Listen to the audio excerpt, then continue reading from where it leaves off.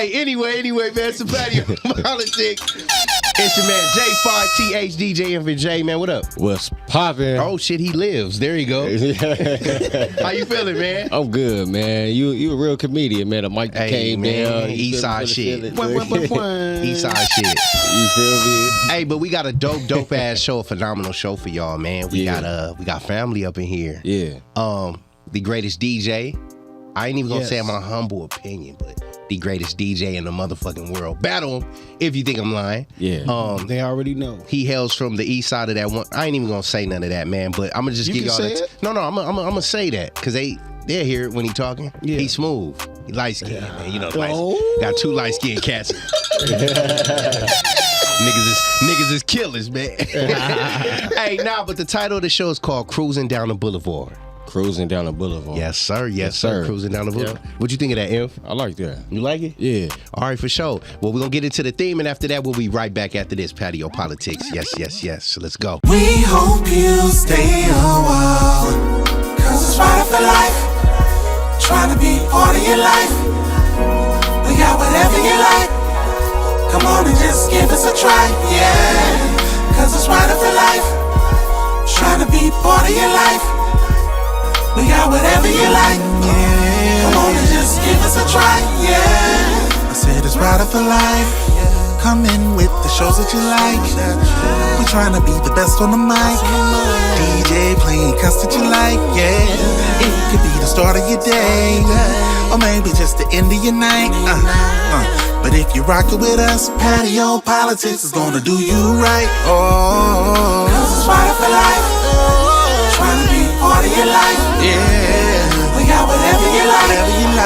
Come on and just give us a try, yeah. Cause it's right for life. Trying to be part of your life. We got whatever you like. Come on and just give us a try, yeah.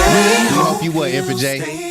Staying wild. And if you don't stay, what's gonna happen? What's gonna happen? We throwing that ass in the trunk. Man, our guest gonna fuck you up because he don't play. He light skinned, nigga. Eastside shit. What up? Hey, but without further ado, man. Hey, that's just real Eastside shit. We clown, but don't get it twisted. Don't let the smiles and all that fool y'all though. But without further ado, gonna drop that beat. There we go. I would like to bring to you my family, my aunt, DJ Boulevard. In the building. What up, aunt? What's going on with you, man? Hey, you tell me, man. We finally got your busy ass up here, man. Hell Thank God. Man. How you feeling? I'm good. You good? Yeah, I'm good. Nah, don't be shy, man. Yeah, no, I'm good. And we got our guest host, man. You want to introduce him, Inf? Now I'm gonna let him introduce himself. Yeah, introduce yourself, man. I need to don't do that. storm music in the background while I'm talking. This big JT is in the building. Yes, sir. I'm gonna give you the. What up, man? What's going on? So, I'm gonna give you a question because I like giving people questions before the show, right? Damn, man. Let me see. DJ wise, I gotta go in the archives of the '80s. Who did you grow up listening to? DJ wise. Oh, as far as another DJ? Yeah. My brothers, Daryl and Darnell. Damn, so you wasn't like into like Grandmaster Flash or none of them? After I listened to my brother now. Shout out to Daryl, man. Yeah. Ultra Wave. DJ Wiz and DJ Warlock. That was their name. Damn. Yeah. So how you be better than them, man? No shot to you, Daryl. Because I didn't go to school. They went to school. I stayed in the garage all day. I wait till they leave and jump on their stuff. And I wait till moms go to work too. Yeah. So I got like 20 dudes from Carver or Jeff hit the fence. Let's go to Boulevard House. Yeah. And this was all when y'all was in middle school? Yeah. The 81, starting 81. Easy. How old was you? 14. Damn. Yeah. Okay. Okay. Can you attest to that? Was you there or what? Oh, He wasn't I was in school. I was in school when these cats was hanging out. That was at 9th grade. Rod, I'm a year older than Rod. You was scared. Hey man, you already know what's going on with me, man. I mean, Boulevard, was you getting whooped? I wasn't getting caught. That's why. Well, we know Slap Rock over there and getting caught. But the garage door will be open. The garage door will be open when brothers on their way home from school, man. So we can hear the music a block away. We got to stop at the garage. Yes, sir. Even before you make it home. So would you say your brothers there was a major influence on you DJing? Or? Yeah, hell yeah. I looked up to them, and when I saw they was doing it, then that's what made me do it. Yeah. And talk about what side of that one team you from and where you grew up at and all that great stuff. Yeah, Eastside, South Central, low bottoms. Yes, sir. Low bottoms. Yeah. In the 40s, man. Yeah. 6 block. 46. Ascot and Compton. Yes, sir. Yes, sir. Yeah. And what was it like growing up in the bottoms, man, at that time? Oh man, it was low key. It was rough, especially if you light skinned. It was rough. A lot of bullying, you know, especially with all the gangbang stuff going on. So you was getting tested every time you step out the house there and there. Damn. Yeah, hitting you up. Even you go to school, you wear certain colors and you getting hit up. And I know you got into the whole gangbanging shit after the DJing. Yeah. So talk about that, like just your upbringing, just how they're on them. Well, they apparently they didn't show you because you was sneaking in their shit. Yeah. But when they seen how you can get down, how was that? Was they receptive to you being on it or what? No, Daryl wasn't at first.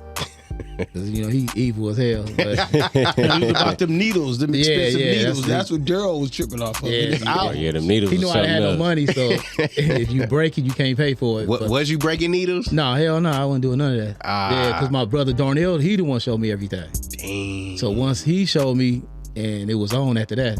Damn. It was like hitting crack. Yeah, I was sprung, homie. What was your first, like, give me two of your top songs that you was like, man, I'm mix on these all day.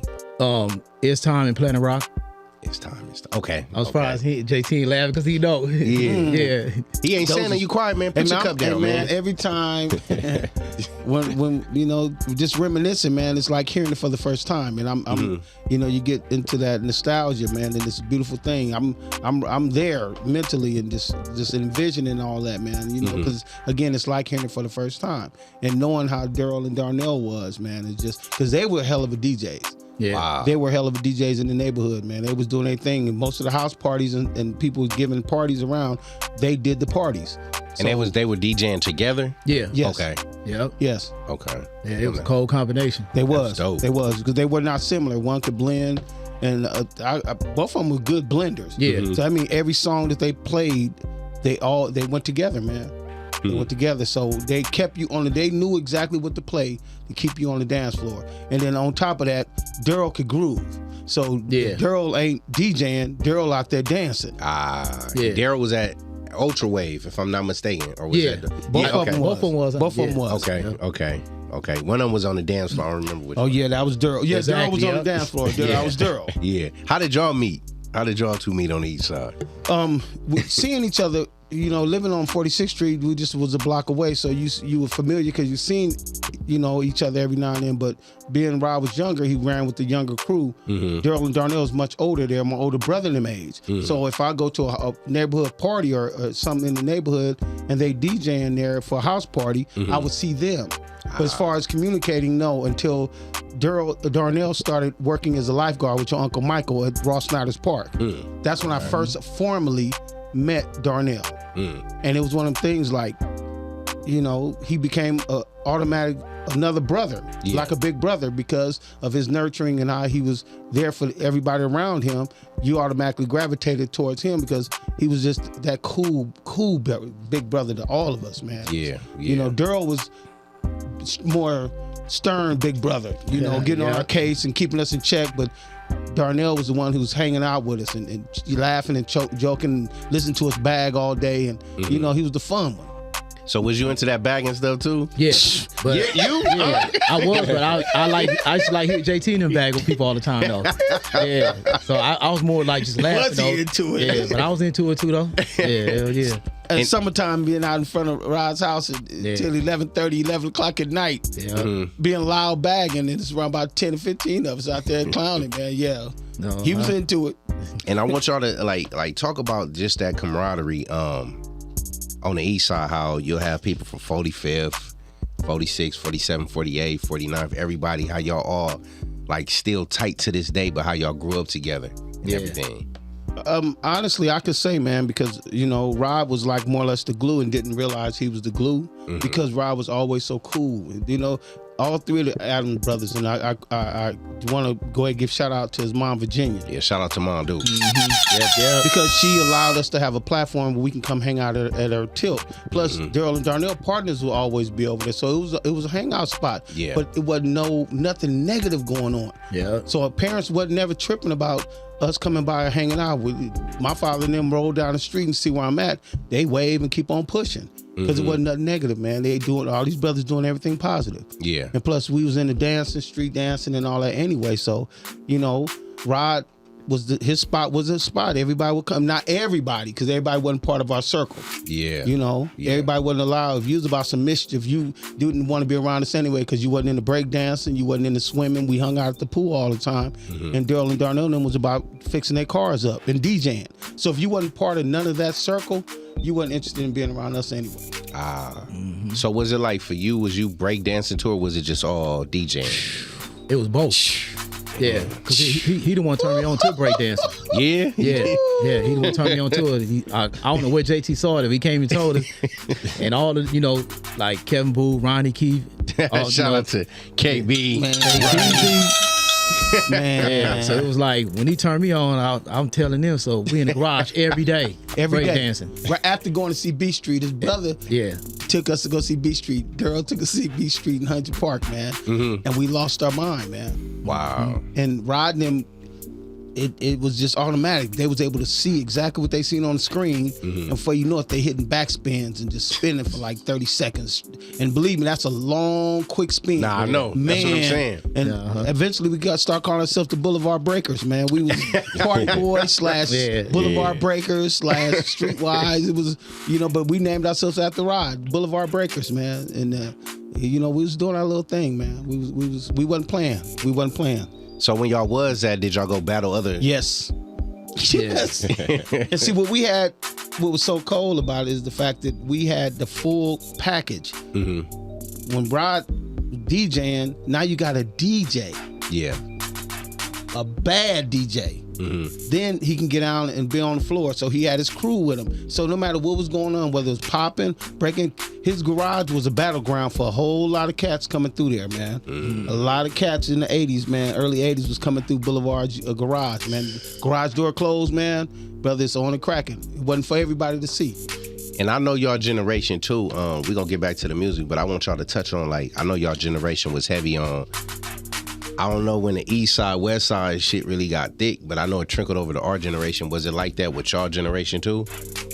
What you mean by? Because I know when I talked to KB, shout out to Kevin Boo, we always used to clown and talk about how the West Side dudes was mad because we'll take their girls. It's high school. In high school. When we start that type of stuff. And even just from that to even the demos, just how the football stuff, everything. Was it like that with y'all generation too? Yeah. It was the slightest when we would go swim against on the West Side and swim against some cats when we was younger. It still was that you feel ostracized. They look down on you because we was wearing cut off shorts. We didn't have money for no Speedos and no trunks.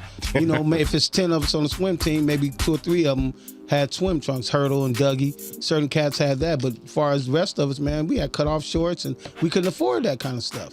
So you already getting giggled at and looked down on. Or they all Frost Nighters. They ain't nothing but factories around them. It ain't nothing on that East Side. They trampy, they dirty. That kind of mentality. So we already had a chip on our shoulders at every aspect. Not chip to want to fight, but chip just to let you know, don't underestimate us and nothing we do, because we're going to make sure that we're going to be the best at what we do.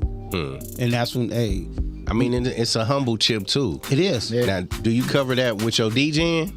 Yeah. Because I done seen you in a lot of arenas with people with names, and it's just like DJ Boulevard coming there cool, calm, and collective, and watch them niggas off the turntable. Hey, man. Yeah, I was never really acting cocky or nothing like that. Never. Yeah. I just, because I love the DJ so much, so I just, once I get up there, I just block everybody out. Already ate like 2 packs of Annihilators.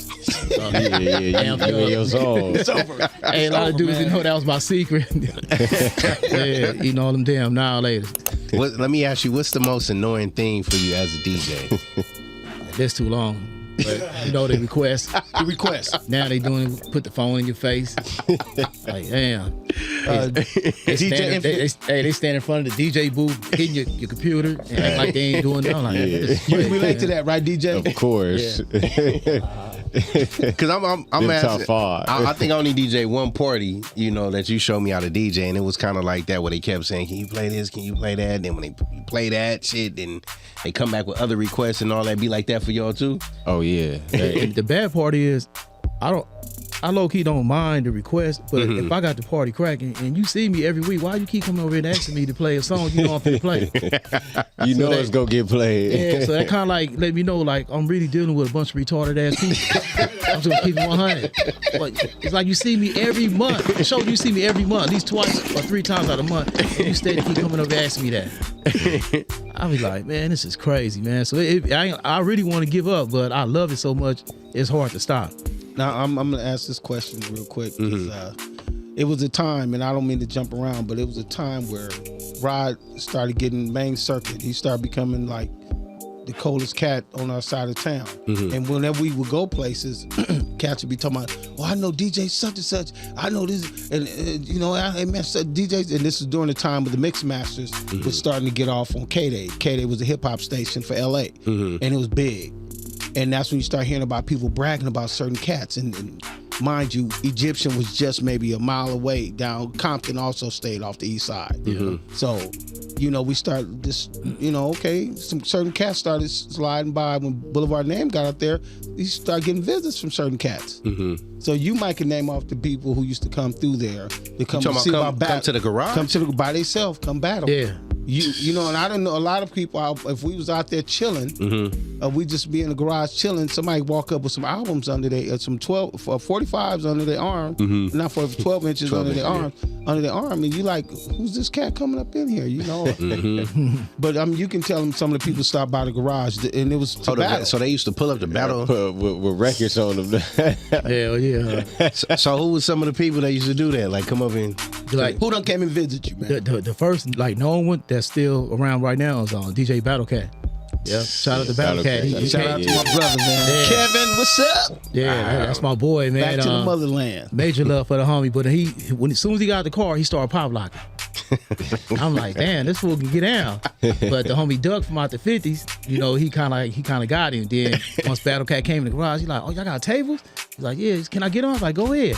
So he got on. He was up there fucking it up too. You know how the homies did JT, Rod, get him. Yeah. So that's how me and Battle Cat got tight. Then we started DJing together. So you got him? Yeah. Oh, man, nobody walked in that garage and walked out at winter. Oh, nobody. so you undefeated in the garage? Oh, yeah, hell yeah. I DJ'd against this dude from the Peblos. Damn. And I was eating him up so bad. Every time he learned any little new mix, he'd come over there. I'm like, man, I'm already 10 steps ahead of you, man. You might as well go on back. And at this time, because I know you said you wasn't going to school, was this when you was going to, was you going to Carver or? At this time, it was Jeff. Jeff? Okay. Yeah, okay. They were like 83. Okay. Yeah. Okay. So Yes. I would go to school to see who gonna hit the fence with me. Wouldn't even go to no class. Just go to see. Yeah, just go, hey, what's up? Y'all go in the garage later on. And they're like, all right. And this, you know, I'm hitting the fence. I swear it's like 25, 30 dudes hitting the fence with me. Damn. Yeah. And that used to be the spot. Yeah. Spot, man. But no riffraff. Nothing. Yeah, hey, but the funny thing is, out of all the dudes hitting that fence, my boy Travis Weatherspoon. Shout out to Coach Trav, man. Yeah.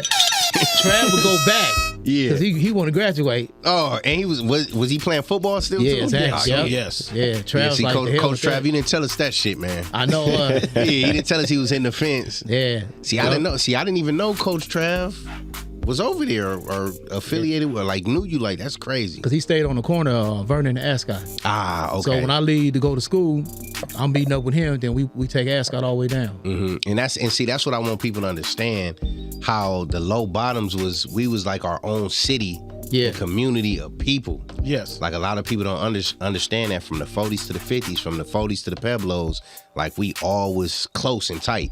One of the knowledges I like giving when we start talking about the difference between the West Side and the East Side is the ice cream truck analogy, where on the West Side, you got 10 ice cream truck come down the street, you got 10 kids. 9 of them got money to buy their own ice cream.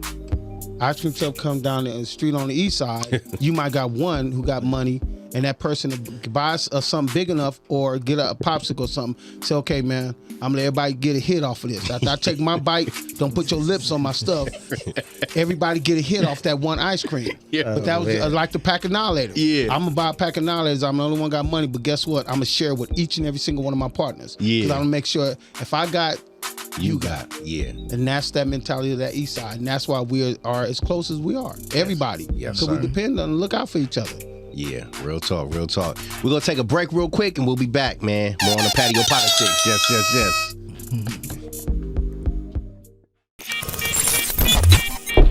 What up, what's poppin'? It's your boy DJ F&J. Y'all that tapped into the Patio PolitiCz. Thank y'all for watching. Go ahead and subscribe to us on YouTube, you feel me? Hey, stay locked in.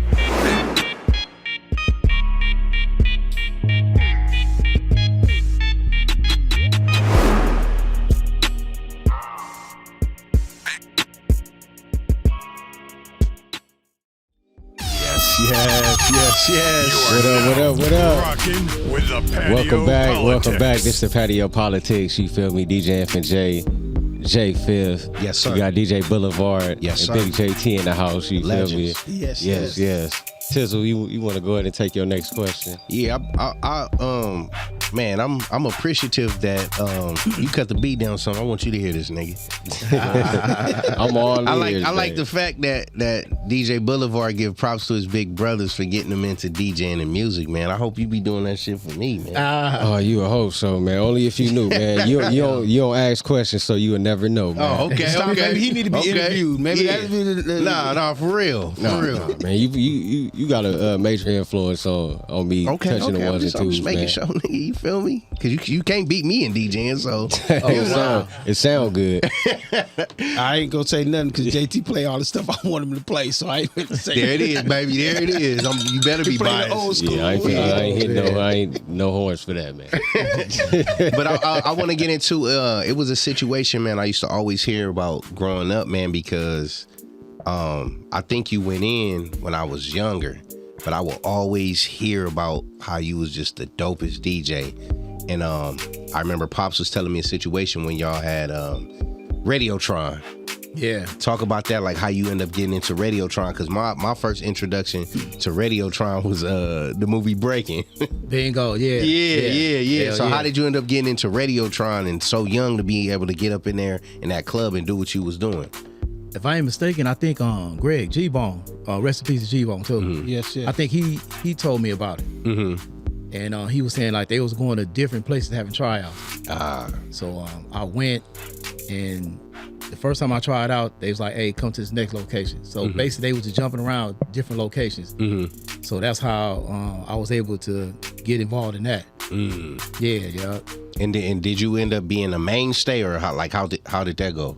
I made it all the way to the finals, and G-Bone told me what it was. They was picking all the ones who they was gonna pick to be on the radio station. Mm-hmm. So G-Bone stayed there. I had to leave because my brother was there. He the one brought me up there. My brother Daryl, and he said I gotta go to work. So he took me back home. But G-Bone stayed there. And G-Bone the one told me that Tony Gonzalez told Greg Mack don't pick me. What? Yeah. It's like different reasons. Politics. Politics. Yeah, because I had served him at the Radiotron. Well, see, we went to the Olympic Auditorium, and they have normally when they do stuff, it's a concert plus they having something else going on, and that's when they had the finals of picking the new mix masters, and I think who was supposed to perform, Curtis Blow, LL Cool J, a couple other people was performing that night, and we went, to support our brother, man. So we, other DJs got out and Blvd got out, and what was sad about it, Blvd was rocking so cold that the rolling 60s came up to the front of the stage. They was deep and they was just giving it up for him. They was going in because he was tearing it up. So the fanfare was going bananas. And we watching Julio G up there with Greg Mack and bumping him and talking to him all in his ear while Blvd was doing his thing. Yeah.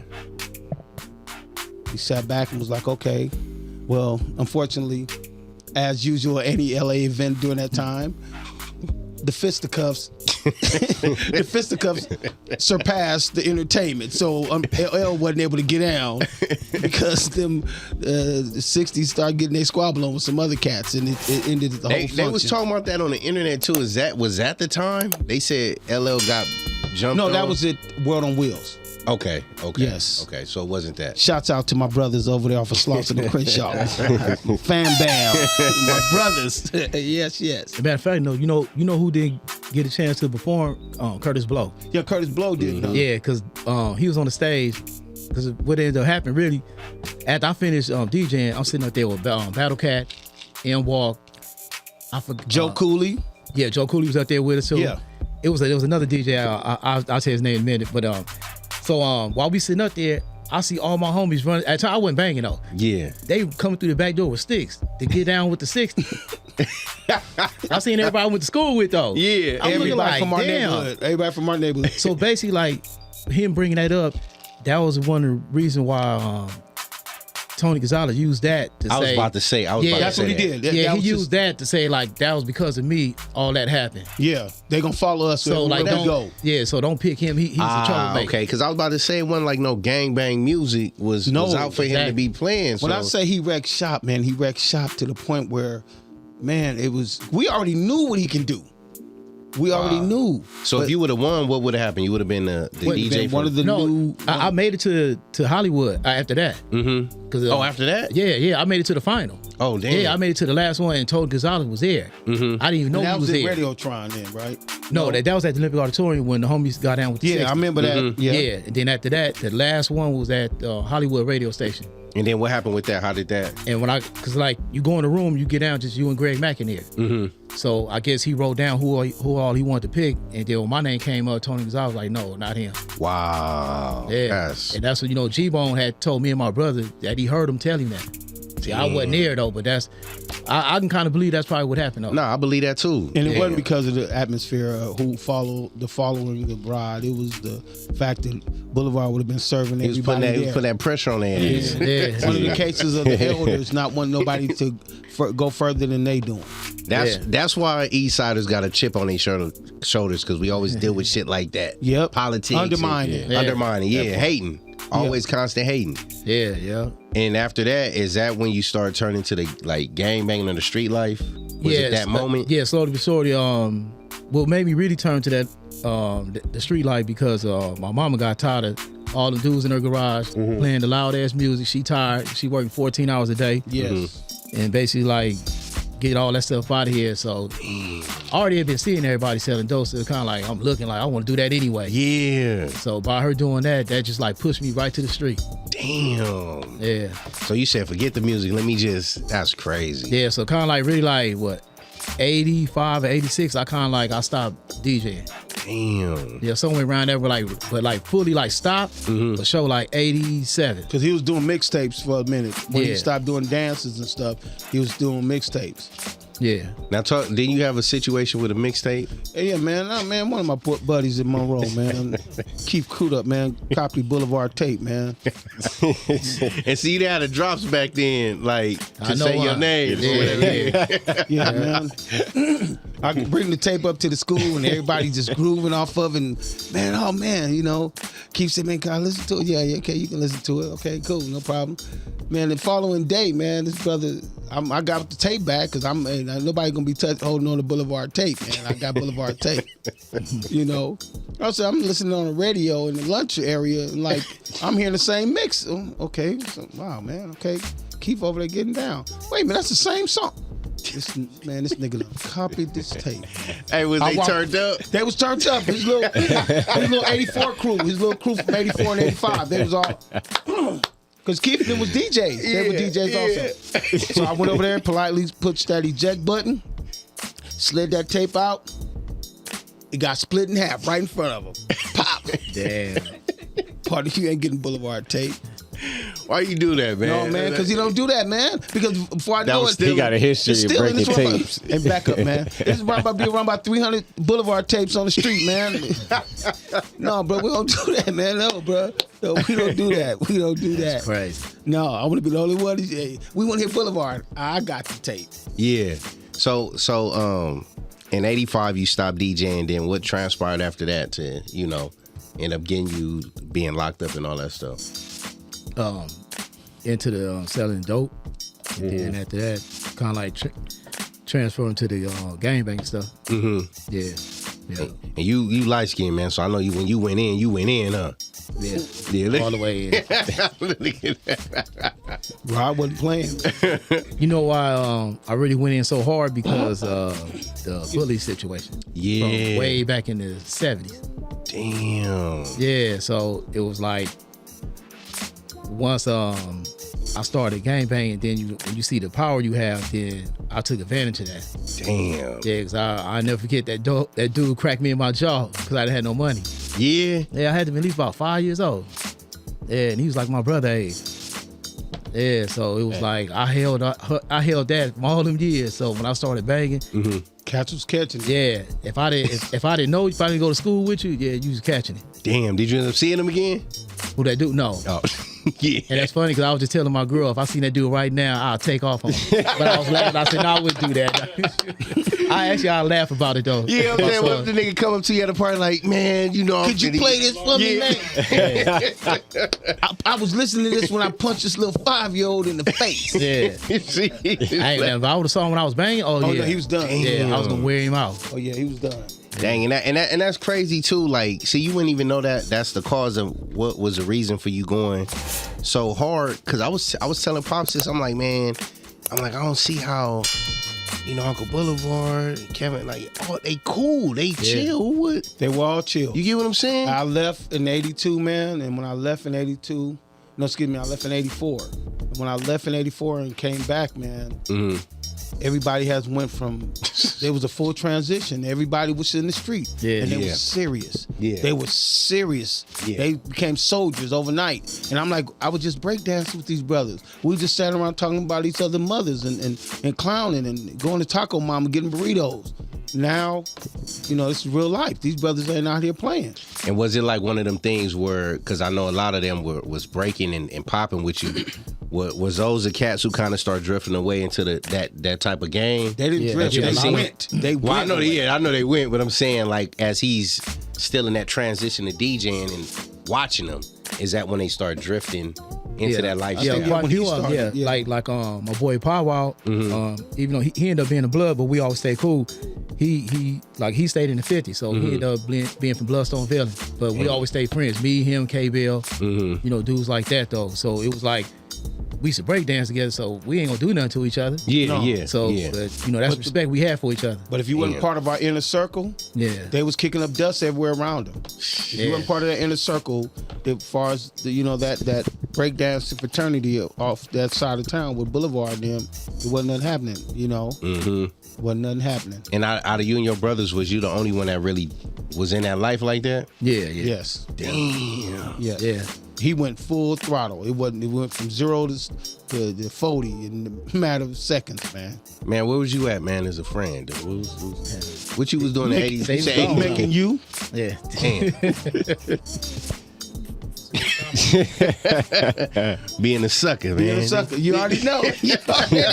Boo shooing at the highest level. Damn. Baby this, baby that. So what happened when you seen them at that level of like? But every time I seen them, just like the relationship we have now, man. You talking about this relationship span over 50 years, man.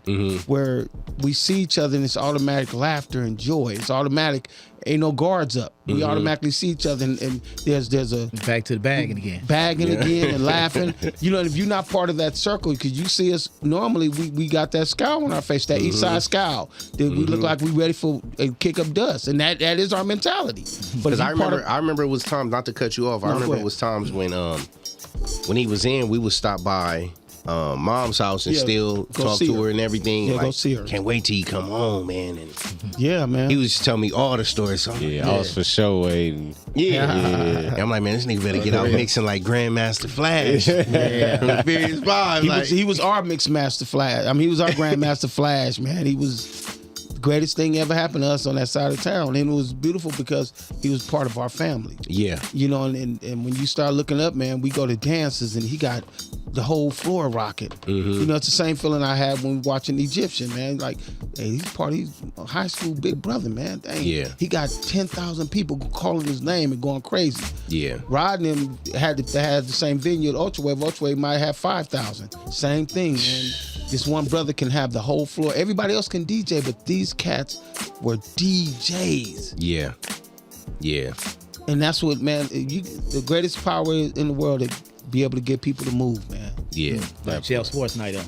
Jeff, woo, see, You think it's hot in here? This ain't nothing. Jeff Sports Night. Now that's The balls be where sweating up. that's where Boulevard used to hone his skills at, man. That's when And what was this? Jeff Sports Night At Jefferson High At School. Jeff High? Jefferson High School. Oh, man. It would be maybe I guess home games.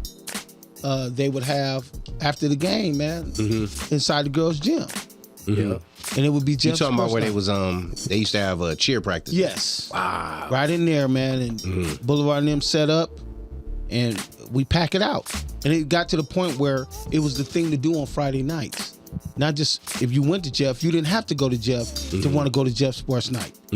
And you was, I started looking at my little sister and them coming, and they 11 and 12 years old. Like, no, y'all ain't supposed to be. If you can go, she can go. Yeah. It was that from that age range all the way through to maybe 20, 21. They would be up in there and be grooving. And we would be partying, and that was the thing about it. Nobody's standing around. And when Boulevard get on the turntables, man, that's when his brother Daryl, we'd be out there doing our dance routines with his brother and all that. He the one put us up on a lot of that stuff we did at Party Boys. He the one set the tone about not being afraid to step out. It's easy to do it at house parties. Yeah. Because you kind of knew the nucleus of the people. Yeah. Daryl was one once he come from behind a turntable, it could be a whole room full of people he didn't know. And hey, come on, y'all, let's go. We was doing routines with him. Damn, that's crazy. That's crazy. We're going to expand on that after we come back from this break, man. We'll be back, man. Patio PolitiCz. Yes, yes, yes. Dr. King, he was love. Malcolm X, he was love. Love in this business will get you killed. You have to set an example. You have to draw a line. When they see that line, and if they cross it, there will be hell to pay. They must know that.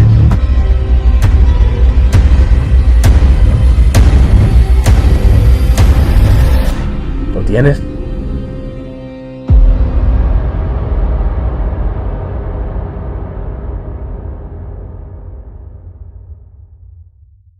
Yes, sir. Yes, sir. Buenas noches. Let's get it. There you go. Drop that drop, man. You are now Patio rocking PolitiCz. with the Patio PolitiCz. J5th, DJ Infant J, DJ Boulevard Rod, Big JT. We live, man. Yes, yes. Eastside, Low Bottom Podcast. Yes, yes. This is us. Realest niggas on the planet. Phone 6th Street. Sixes, man. Sixes. Yes. So I wanna talk more about the mixed master Spain, the DJing, and which I used to do at the Jeff Sports Night.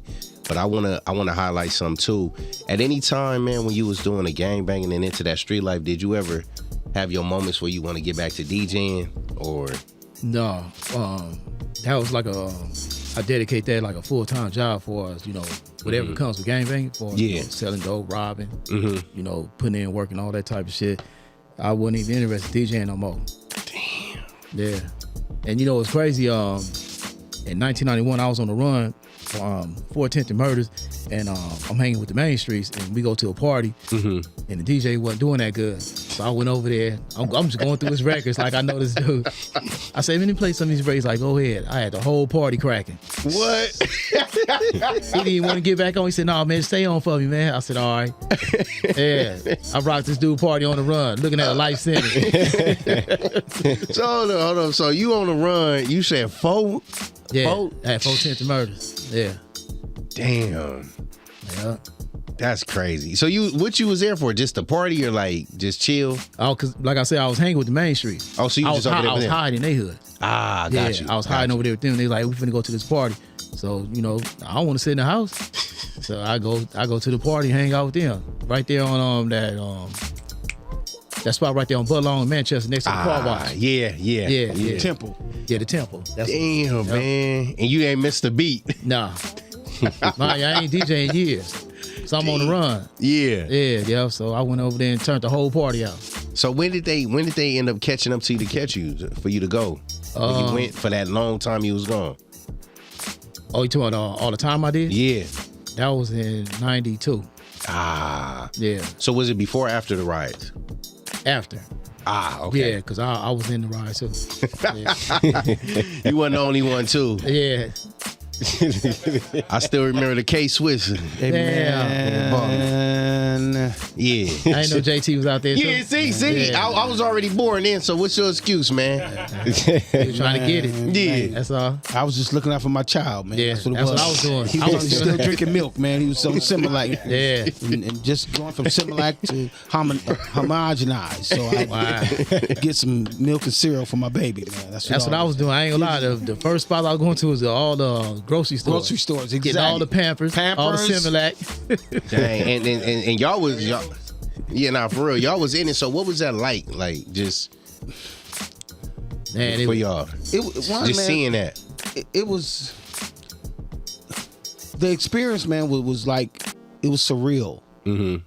Because once we found out, man, it was like, you know, I'm at work, man, and I got a phone call, man, after, you know, and everybody was in an uproar behind the verdict. Mm-hmm. So it was like, man, they cutting up downtown, okay. So at first it started downtown. Yeah, we never seen nobody cut up. We might have seen stuff like that on movies. Yeah. So we didn't know until you start seeing little flashes on TV, like, man, these cats is tearing downtown up. So I get told, we at the swimming pool working, and hey, man, the city, they making calls, we shutting down everything because they rioting now. People out here on the street cutting up. Mm-hmm. Okay, well, going home. You know, it ain't no thing to us. You know, because it's basically it was like a wave. Yeah. It was working its way down in the South Central. And so brothers on our way down Vernon and got to Vernon and Vermont, and we see a mob of people headed towards swap meet, the Vermont swap meet across from Emmanuel. When I mean a mob, they walk. It was a swap. You talking about bail sales? No. That got hit too. It's called King Swap Meet. It was called King Swap Meet. Damn. Called King Swap Meet. They was mobbing, and so it was one of them things like, hey man, my boy said, let me get you to the house, Jay. And I got to the house, and so all of a sudden, man, the car pull up, man. Hey man, let's go to King Swap Meet, man. What's happening? See what's going on, man. And from that point on, man, everywhere around us, man, people was just tearing up everything and going in every place. Damn. So the first thing you thinking about is, I gotta get some milk for my child, man. The store just happened to be closed at the time. Rod might have a different story because Rod, you know. Yeah, I want to know DJ Boulevard story. Yeah. So where was you at? Where was you at the time, and what was you doing? Like, I was at the house. I was at Mom's house. Me and Baby C-Rod, my little homie. Rest in peace, Baby C-Rod. We was at the house. Really, you know who kicked it off first? The A-Trays did. Yeah. Oh, yeah, on Florence and Normie. Damn. They the one that's right. That's right. They did. Yeah, they kicked it off first. Remember That's they crazy. snatched the boy out the truck. Oh yeah, bingo. Yeah. Yeah. So I was sitting at the house, but my brother Daryl got my car. He at work. I think he worked it in the Valley. So I'm like, damn, I can't get out and get no money. I'm looking at Mom's. I'm looking at Baby C-Rod. I'm like, damn, man, how we gonna get something? We ain't got no car. Shoot, Mom's gave me that look. I said, Mom, let me use your car. She's like, go ahead. We jumped in. It was on. Me, Baby C-Rod, and my sister April. I made her the driver. We went to the 47 swap meet. Went over there. It was too many people in there. They was already hitting them. They was already in. So I kind of started off late. Yeah, me too. I didn't get to hit the pawn shop. Second shift. I didn't get to hit no banks or nothing. They was already tearing everything up. Damn, man, you talking about the banks and all? Yeah. You know, See, I'm like, y'all looking at stores and all that. Yeah, I like I said, I was getting stuff my kids. I was stealing my kids at that point. We went close to downtown on Central, like Washington, and tried to get into the store where they got the radios. Washington is where everybody was. We stopped like in Washington because they had a lot of little small, little mom and pop kind of little stores, little shoe stores, Pico Athletics. A lot of that stuff was down up in there. Yeah. What tripped me out, man, was the mentality of people during that time. Because, you know, I get to the corner where I stayed at, and cats is trying to snatch folks out the cars, man. Damn. So while watching them snatch folks out the cars, man, it's like, wait, hold up a second. We got a store right here on the corner. I'm hollering out on the corner. basically to defer them from hurting anybody. Mm-hmm. So we get over to the store, and they got the regular old school clothes. Put the big lock on there. We grab the bottom of it. It bend like butter. Kick in the door. Boom. Cats is running on in. Everybody running in. The first place they went to was the beer and the liquor. So I'm in the store. I'm like, I'm hollering out to everybody. Y'all got kids and y'all going over to the liquor? Yeah. All of a sudden you see like a whoop. Now everybody going to the diapers and cereal and the food. Like, bro, y'all really was finna come in here and just get liquor and y'all got kids. And this coming from the nigga who don't drink. Yeah. Yeah. Hey man, I wasn't drinking. Hey man, I was getting diapers. Hey, and niggas was stressed, man, because of that verdict. So you, Yeah, and I They needed that beer. I understand that. It was a lot of cats was grabbing, like each store had like a little section for pornos. And they had a lot of Niggas clearing that section up. like, I don't give a fuck, nigga. Fuck kids, nigga. I'm getting these tapes. Looking at the I'm diamond. getting these VHSs. Oh, no, they didn't need flash screens back then. No. No, all that stuff was got. Everywhere, every place by that time was getting hit, man. About 6 or 7 o'clock at night, man. Now the fires are started.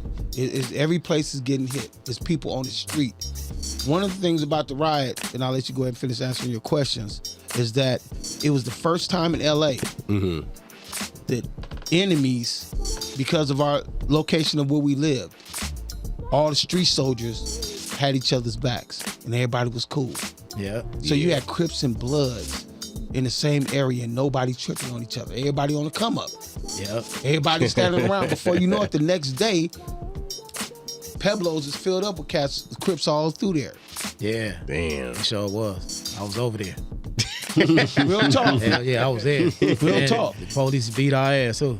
Damn. Well, I didn't get caught. I got away. Yeah, Hell damn. yeah, they beat the shit out of everybody over there. So they came back because of what the stuff that happened at the riots. Basically, what it was, the police was scared when they seen all that red and blue in the Pueblos. They was like, these fools finna get together. They finna get turn together. on us. Turn on us. So that was the fear they trying to put in us for us. Like they whoever they caught really was the National Guards who whooped on everybody. Come on, man. Yeah, That's They had the crazy. National Guards over there in the Pueblos. We wasn't even doing it. We out there celebrating, hanging out, everybody drinking and smoking. So when the helicopter come, everybody throwing up the FU finger. That was excuse for them to come over there. Damn. Come on. And they That's- brought the national. That's crazy. That's when Yeah, it they got brought the scary. National Guard. That's when it got scary, when we started looking up and seeing tanks and big SUVs, military Yeah. SUVs, all stationing themselves around And- the and- Coliseum on Figueroa and King Boulevard. That's where they was. if you look at it, I was low key like peace treaty type. It was. It was. That's how, 'cause that's how it started. That's how the Yeah. peace treaty started. That's how the peace treaty started.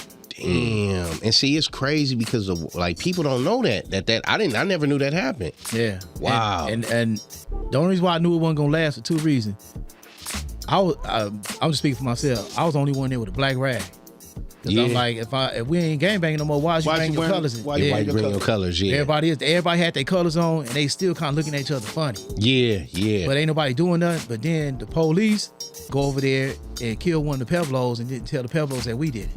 Yeah, that's what it was. And from what I heard, Wow. one day mama seen the police. They was bold enough. They shot out the little narco car. Damn. The lady seen it. But Wow. dudes are so ignorant, they roll with that. Yeah. They yeah. roll with it on the So- street, and then it also gets through into the penal system. Yeah. That kind of thing just went down, and so now if there was any kind of unity, now you're causing some rift in there. That's the whole thing. Wow. Yeah. The police Damn. hated that happening because you gotta think, if we kicking it together, y'all ain't got no job. Yeah, ain't no reason to have crash. Yeah. Crash is a gang unit. Yeah. What's the purpose of having Yeah, crash? yep. Y'all If know there's nobody reason. out there commit no crime. Not Ain't only nobody- that, we can police our own people. we can't, and that's Exactly. what it was. That's what Yeah. it was coming down to. It was. Go ahead. Yeah, because one day we was in the hood on 41st and Central, and the villains, they was out there with the Bloodstone villains, they was out there with us, and the crash rolled up. Now, mind you, see number blue and red out there. Hey, what's going on with the Peachtree? Y'all cool with the Peachtree? Look at that. What the hell is he talking about? You dumbass. You see Yeah. you like, nah, we ain't with none of that no more. Yeah. They was like, yeah, we knew it wouldn't last. I'm like, See? see all these blood standing right here? Damn. Yeah. So That's- it's posted like up. they was hoping, huh? It'll play out. Did you see him when everybody came up to South Park when they had that big unity thing in South Park? Just recently? No, this was you talking about- during that time. Yeah, I was up there too. Man, that was one of the most beautiful sights I've ever seen outside of going to see Farrakhan speak at the sports arena. I'm in the Coliseum. Yeah. Was I'm working at the pool, and the pool shut down, all of a sudden you start seeing This you talking about South Park and Avalon? South Park, Yeah. Okay. and you start seeing like droves of cats hanging out, coming around. Mm-hmm. You start looking through the park and you see 15 walking through, and you know they're not from Avalon. You know they're not from Fort Trey. You know they're not from Villain or Pueblos. Mm-hmm.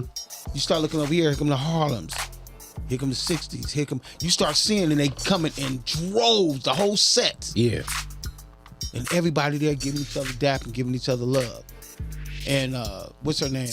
What's the politician name? Maxine Waters. Maxine Waters Mm-hmm. has spoke to the crowd, man. It was telling them, you know, this. Let me tell y'all what's really going on. Yeah. And she kept it 100. That's why our loyalty in South Central is the way it is to Maxine Waters, because she was in it. Not, it wasn't for no political. No, how many brothers out there vote? So she wasn't doing it for no constituents. Yeah, to get no votes. Yeah, she wasn't like she was out there to try to curve nobody to vote for her. Mm-hmm. She just was out there in the trenches because she knew what has been going on with the dope and everything else in our city. So she was out there putting it down, man. Yeah. So it was beautiful, man. It was beautiful. It was beautiful.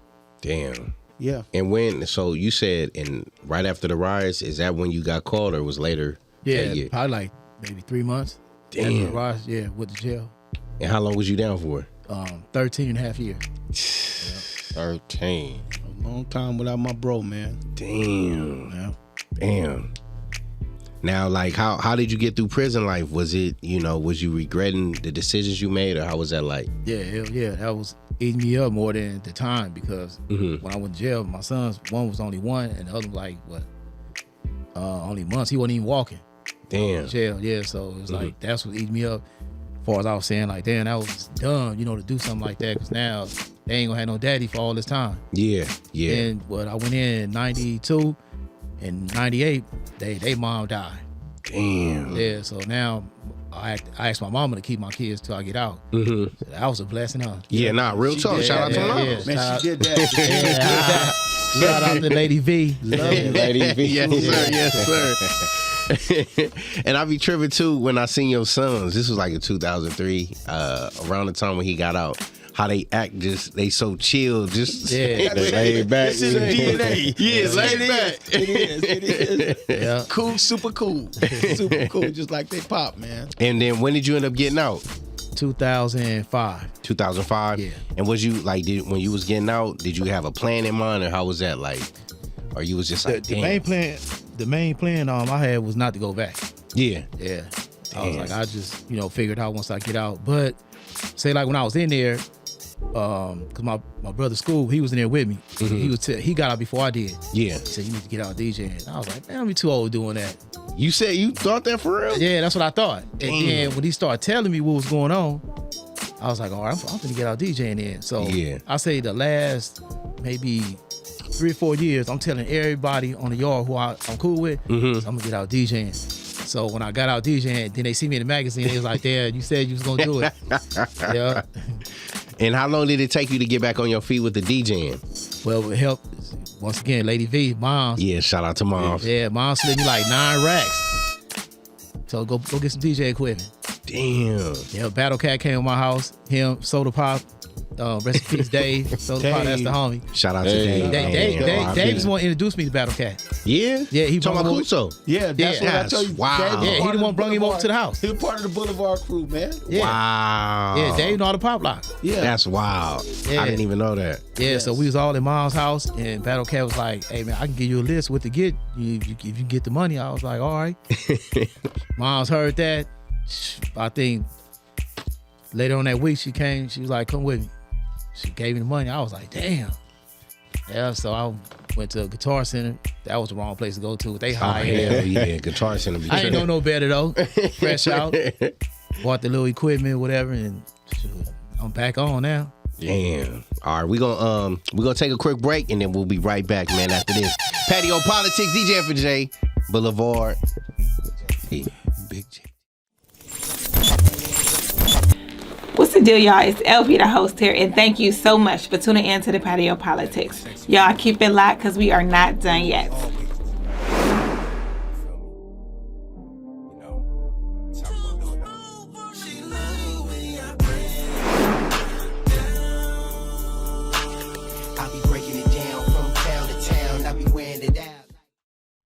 Yes. Yeah.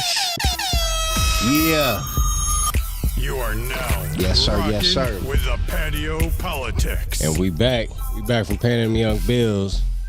Them young millennials. Yes, sir. Yes, sir.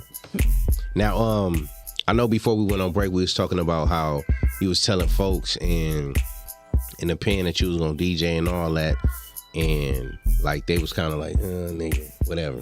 Yeah. What they say when they see that magazine when you was, shooting them the magazine? How was they receptive to it? And what magazine was it? Damn, that's a good question. Green something, wasn't it? The production you got with. It's gonna click in my head in a minute, but first be like, hey, send me some money, homie.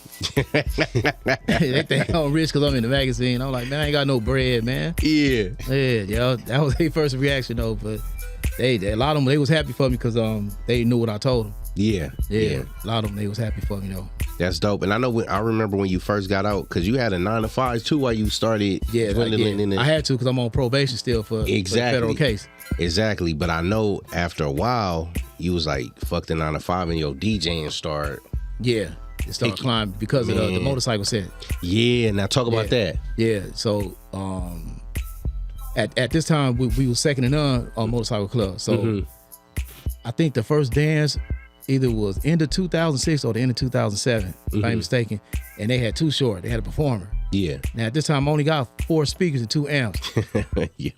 So they had to rent some more speakers because the dance was at Compton Airport. It was under the airport hangar. Oh, damn. Yeah. So I think it was probably about 3,000 people there. Wow. Yeah. So I rocked it. Man, I'm certain you did. Yeah, I've been on one of the yeah. motorcycle, a couple of them. Yeah. So I wasn't used to the motorcycle stuff at that time because I was kind of looking at it like that. Second, like we around the homies. Mm-hmm. But then when I did another one, then other motorcycle clubs started asking me, hey man, let me get a card. Do our dance.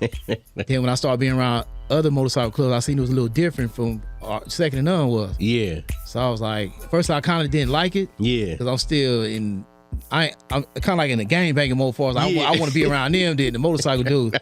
So it was like to me, it was like some weirdo stuff. Yeah. But after I seen kind of unity they had together, far as like they help each other out, that's what made me start liking it. Damn. But then when you come to like now, it's a lot of cutthroat now. It's still cool, but it's a lot of funny stuff going on. Basically, what I'm trying to say. Yeah. Did any one of them attempt to recruit you to be from their motorcycle club? Not really, because they knew at the time we was all Second to None. They knew I'm loyal to Second to None. Ah, got you. Yeah. So they knew not to even ask me that. So is it safe to say the motorcycle shit is like the gang shit too, low key? Yeah, because if you fucking one of them, they coming.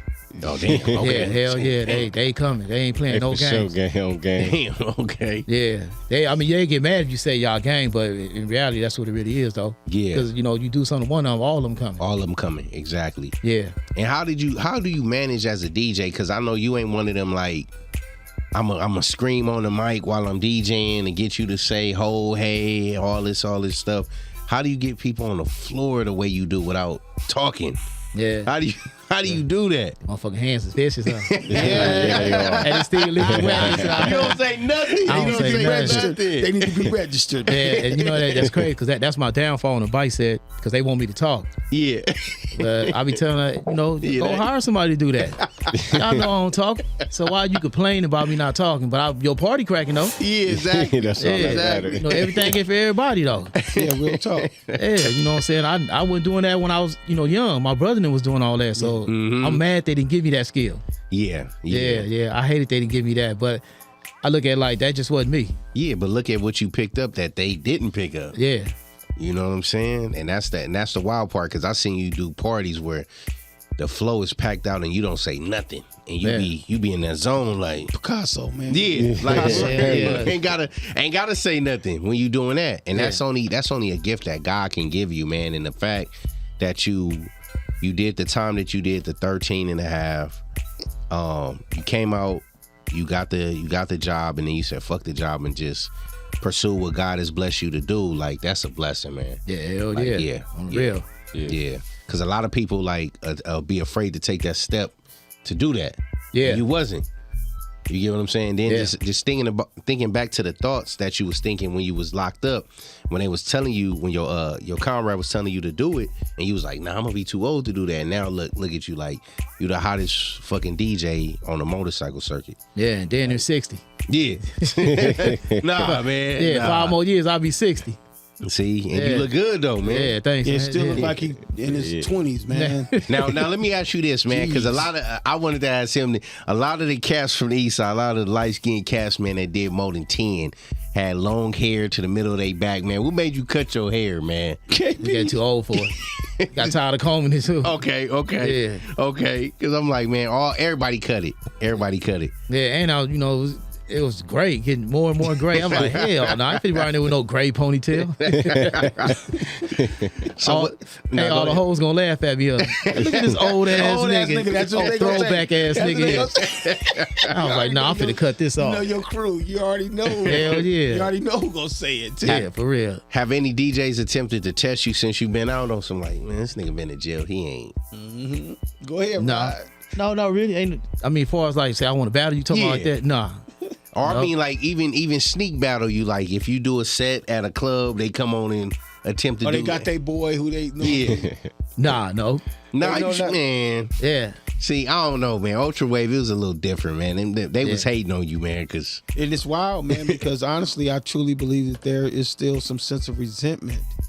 When stuff go down, because he done been to some of the little summits, the DJ summits and things like that in the park and things like that. And the first thing I done went, and the first thing I'm looking for, okay, I know my bro gonna be here. I call him up, and man, you sliding through here, sliding through where? Well, man, I see Greg in here. What you mean? I didn't. Nobody called and told me nothing.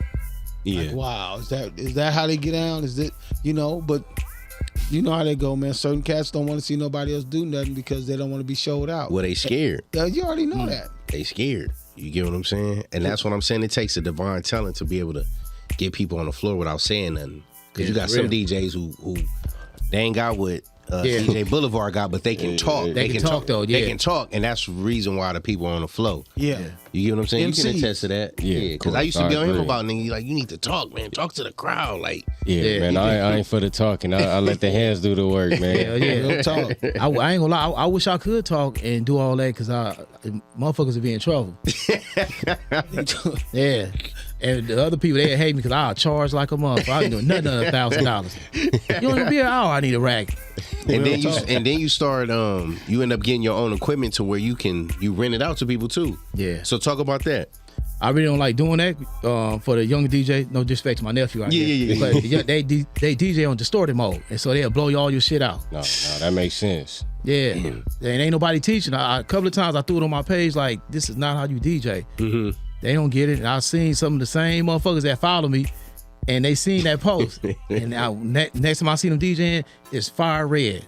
I'm like, this motherfucker retarded. I learned that. I wasn't even a DJ, and I learned that the amps has to be turned to a certain level. His brother and them was very a stickler on that, man, by blowing them amps out. Real. They taught me that too. On that red. Sound, it make a difference. And talk about like the mixes you make for like the hoods. Cause I remember I had a Rip Rider mix and that.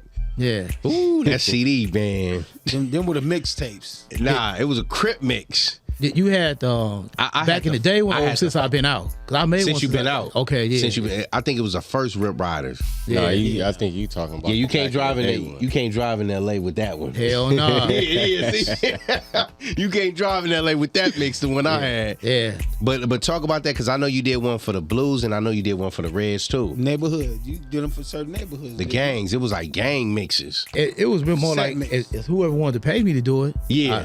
I do it. But them I wouldn't diss nobody hood. Only when I made for my hood, I was dissing everybody who we didn't get along with. That's what I had that one. Yeah, exactly. Yeah. But I'm glad I don't do that shit no more. Yeah. Damn. And then even talk about the other like the mixes you made because it ain't cassette tapes now, but you put them on flash drives for people. Yeah, exactly. I know they be selling out. Man, I ain't gonna lie, black people cheap. I barely even make them. You know it's crazy because we was just at an Eastside function a couple of months ago during the early part of the summer, and Rod just had his music playing, man. Well, you was DJing there, wasn't you? Yeah, he was. Man, you got people from other picnics and families walking up. It was more people walking up asking him about his music and just complimenting him from other areas. So y'all was there? Yeah, we was there, the Eastside, yeah. The low bottom picnic. Yeah, that picnic. tripped me out. Like, man, it's still got that magic, man. It's still that make people get up and bounce their head and just say, man, this is it here. And it's non-stop. It's not no breaks. What we mean by no breaks, that means there's no music that doesn't take you out that feel-good mode. Yeah. Everything blends right in with one another, and all the songs is like, and you say, I ain't heard that in years, and he'll hit you with something else you ain't heard. And like, oh, man. Oh, it's all nostalgia, man. Take you back. You gotta groove. You can't sit still. And have you ever thought about going into producing? I thought about it, but that's almost like talking on the mic. It ain't for me. It's like, let me give a shout out to my boy DJ Unique. When I hooked up with him in the 80s, he had an 808. And he's like, come on, man, get on 808. Yeah, trying to show you how to. Yeah, and I was like, I'll get it for me. No, I'm over here. Yeah, Boulevard did our first mix for us, not mix, but our first beat for me and Kenyatta. And that was in 88. No, it might have been 86, 87, man, when me and Kenyatta first connected up. And he did our first hook, our music for us back then. He produced that for us, man. ICS. And it was like, okay, cool. Cool. We was like, hey, man, Kenyatta would always say, too, man, think we can hook back up with Rod. Rod don't do this all the time. He just did a favor, bro. He did a favor, man. It was a I favor. wish I had kind of picked up that skill. Yeah, I wish Unique would have pushed me to do it more, because I would have got right out and got right to it. Yeah. Sometimes, a couple of times I thought about it. I was like, nah, that ain't for me, man. But I regret I didn't do that when I got out of jail. Yeah. Like we always say, Rod, it ain't too late, man. It ain't too late. Musicians are 80, 90 years old, man. That's what you are. A producer is a musician. Real talk. Create music. Yeah. And most of your baddest DJs are the best producers. DJ Quick is one of the coolest. Yeah, Battle Cat. Battle Cat. DJ Unique. Yes. Yeah. I mean, you Mustard. Talking about, yes. Yep. Egyptian. Man, some cats. Shout out to all. Man.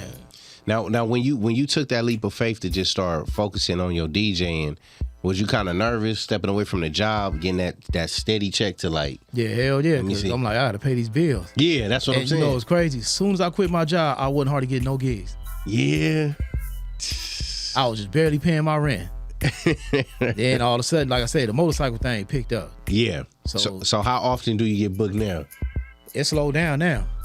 Yeah. Yes. So I got another business. So I detail motorcycles and pressure wash sidewalks, wash cars. I got a detailing business. So that's your business. Yeah, and that slowed down last year. Damn. Hey, shout out to the PPP loan and EDD money. That saved me, because I'm like, damn, I ain't hardly getting no parties. Yeah. All these damn speakers I got. Now, would you contribute that to the time we was all off and everybody was locked in the house, to why business slowed down? Yeah, that was kind of part of it. Yeah. The vax, Yeah. But then, say like at a certain part of the year, like the third week of November, it really ain't no motorcycle parties. So that's the only it was slow. But it normally pick up in February for me. For some reason, it didn't pick up in February. It didn't pick up in March. I'm like, damn. Yeah, then I'm steady going in that account though, getting that little EDD money though. So what's the busiest you been? Like what month? Yeah. Or season. Or season since like DJing wise. That August. Damn. For some reason I'm booked up every weekend in August.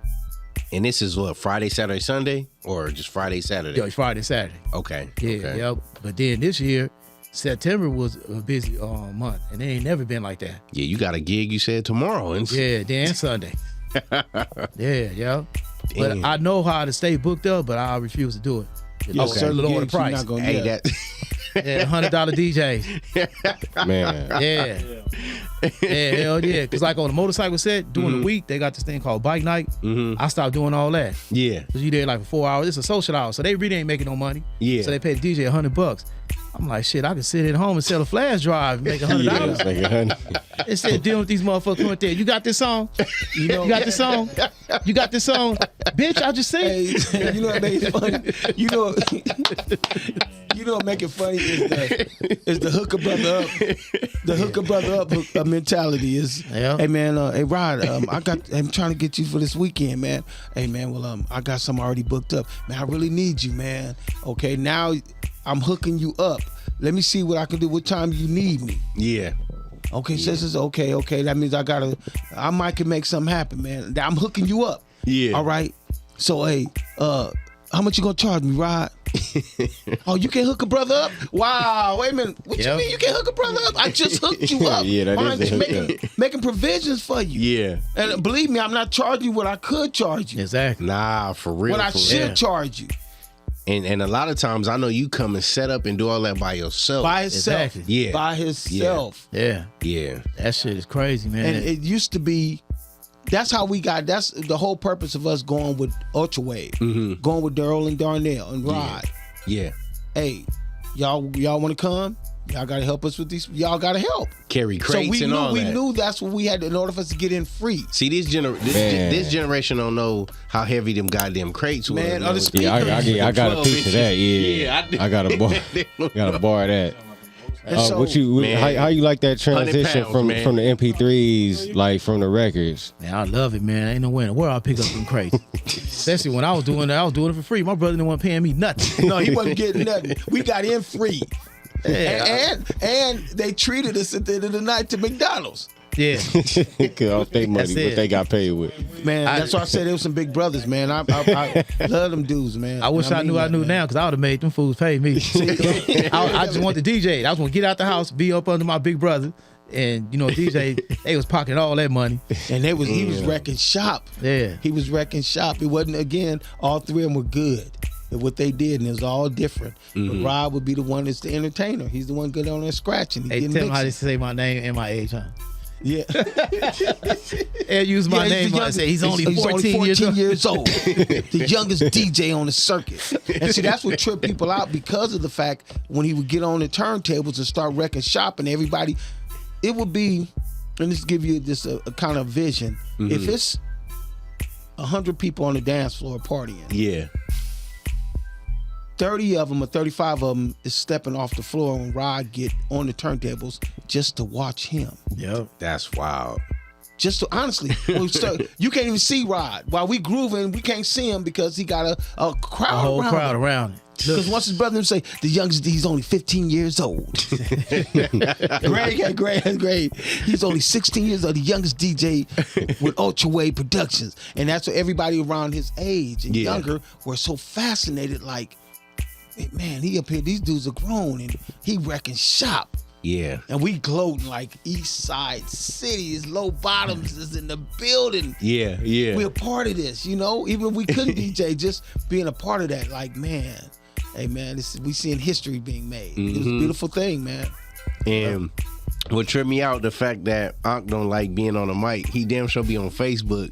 You know how to crop his face. Yeah. Bagging. See, now you see, no. If anybody start paying attention to that, all that's bagging. Yeah, Every day, somebody wants some of his parties, some of his buddies getting bagged on. He killing them off. I'll be like, man, I ain't gonna even laugh, and then I want nobody get mad at me, man, because I'll be cracking up like, this dude is cold and he's relentless. That's what I'm saying. You wake up in the morning, check Facebook or IG, like, man, this nigga here, man, why ain't you killing me off? And he killing them off. He got their faces on the movie sketch and all of that. Yeah, I was just showing him the video I did on Charleston White, Cheddar Bob. Yeah, because he shot himself. I clowned him. This dude. This dude, man. That's crazy, man. Hey, so before we close, man, tell the world and everybody how they can get in contact with you to support you, check out your music, and they can see why you're the greatest DJ. And your detailing business. Yes, all sir. Of that, man. Oh, yeah, for sure. We start off with the business first. Yeah, as far as the detailing, like I say, I pressure wash sidewalks. I do it all. I'll pressure wash a house. I'll pressure wash a pig if they put it out there. Yeah, but as far as you can find me on Instagram on DJ_BLVD_Rod, RODD. I don't really too much mess with Facebook because they keep putting me in Facebook jail. I said, these fools know I got prior, so they keep putting me in Facebook. I'm in jail right now. I got 2 more weeks. I'll be out that joint, man. I'm gonna be like Mike Elson when he just said, like, yeah, I just did 200 years over there when I was in Susanville. When I did a violation, I went back for another robbery, and I did another 90 years over there. Facebook keep me in jail, but Facebook is my first name Rodney, Rodney. Then after that is DJ Boulevard Rod, and yeah, that's it. But I'm really focused on when everybody check out my Instagram. Yes, sir. Yeah, cause like that's why I'm finna post all the funny videos, all the free money videos. Yeah, shout out to free money, free money, family. Yeah, and you know what's crazy? See, the hoes is hating on free money. Yeah, they keep shutting his page down. So I'm the back of free money. I'm the big bro. I'm gonna post all his videos on my page, so they can't shut me down. No, let me shut up. Nobody can't hold me down. we can't have free money on this motherfucker. Then they gonna be petitioning us. Yeah, I know, huh? Protesting me in this motherfucker. Hell yeah, we gonna edit out that free part. money, man. No, we gonna keep it. Shout out to free money. That's right. Hey, y'all, man, but it's Big JT, DJ Boulevard Rob. Make sure y'all go out and support him. It's J5TH, DJ Infant J. Yeah. Man, hottest DJ in the world. Believe that. Check it out and check it, man. Let's get it. We out like this.